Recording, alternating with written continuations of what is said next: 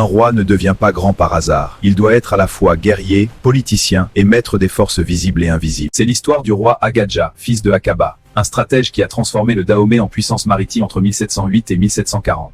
Agadja n'a pas seulement combattu. Il a transformé le Dahomey en puissance stratégique. L'emblème traditionnel du roi Agadja représente un navire européen, une épée et parfois un tambour de guerre. Le navire symbolise le contrôle de la côte, la puissance commerciale, l'ouverture maritime.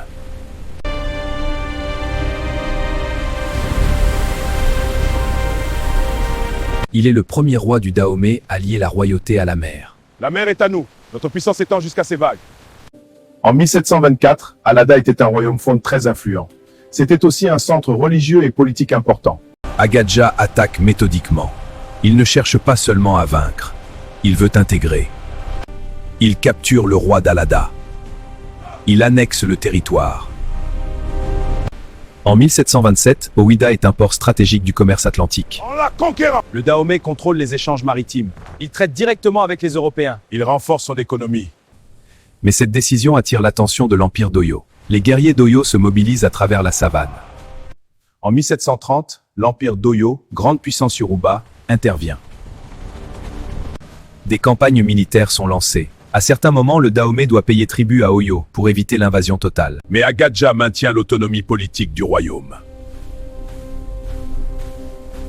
Agadja était un centralisateur. Il renforce la hiérarchie royale. Les ministres sont nommés par lui. Le pouvoir est concentré autour du palais d'Abo. Il développe l'organisation militaire. Il structure davantage les unités féminines qui deviendront plus tard les célèbres Amazones. J'impose un contrôle royal sur le commerce. Le roi supervise les relations commerciales avec les Européens. Le roi est sacré. Agadja renforce les cultes royaux. La religion unit notre royaume. Il utilise la religion comme outil d'unité politique. Dans la tradition orale, il consultait régulièrement les prêtres du Fa. Qu'indiquent les signes? Prêtre, que disent les signes pour mon règne? La chaîne pour l'appui en sont aussi des filles. Il prenait des décisions militaires après consultation spirituelle. Ô grands esprits, guidez notre roi dans ses choix militaires. Les présages sont favorables au roi, alors nous marcherons sur leur terre. Il aurait utilisé des rituels pour protéger le royaume avant les grandes campagnes. Les esprits nous protègent!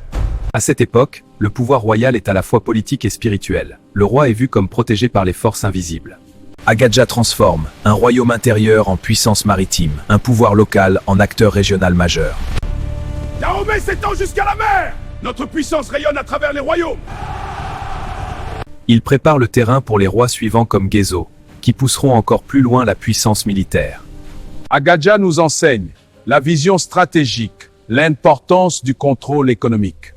L'alliance entre forces militaires et organisations internes, l'usage de la culture et du sacré pour consolider le pouvoir. Un royaume fort à l'extérieur doit être stable à l'intérieur. C'est une histoire du royaume du Dahomey, l'actuel Bénin. Abonne-toi, like, partage et commente ton opinion.